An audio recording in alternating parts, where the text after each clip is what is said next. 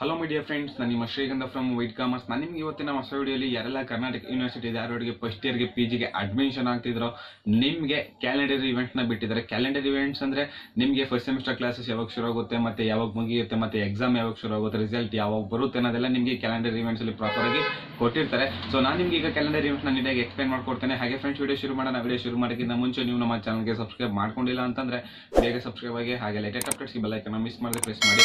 ಜೊತೆಗೆ ನೀವು ನನ್ನ ಇನ್ಸ್ಟಾ ಮತ್ತು ಟೆಲಿಗ್ರಾಮ್ ಅಲ್ಲಿ ಕೂಡ ಫಾಲೋ ಮಾಡಬಹುದು. ಡಿಸ್ಕ್ರಿಪ್ಷನ್ ಅಲ್ಲಿ ಲಿಂಕ್ ಇದೆ. ಹಾಗೆ ನಿಮಗೆ ಕಂಟೆಂಟ್ ಅಲ್ಲಿ ಡೌಟ್ ಇತ್ತು ಅಂದ್ರೆ ಕಮೆಂಟ್ ಬಾಕ್ಸ್ ಅಲ್ಲಿ ಕಮೆಂಟ್ ಮಾಡಿ. ಇಲ್ಲ ಅಂತಂದ್ರೆ ಇನ್ಸ್ಟಾ ಟೆಲಿಗ್ರಾಮ್ ನನ್ನ ಕಾಂಟ್ಯಾಕ್ಟ್ ಮಾಡಿ, ನಾನು ನಿಮಗೆ ಖಂಡಿತವಾಗ್ಲೂ ತಿಳಿಸ್ಕೊಡ್ತೇನೆ.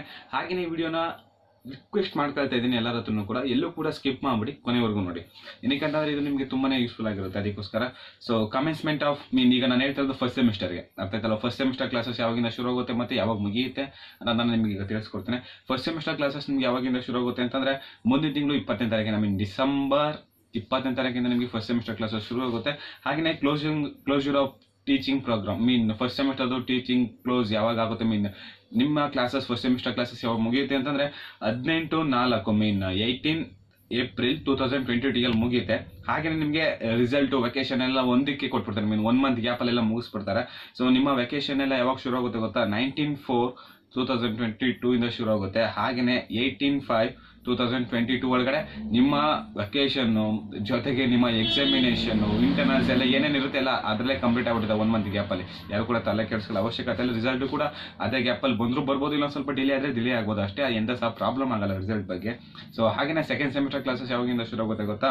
ಸೊ 19 ಮೇ 2022 ನಿಮ್ಮ ಕ್ಲಾಸಸ್ ಕಮೆನ್ಸ್ ಆಗುತ್ತೆ.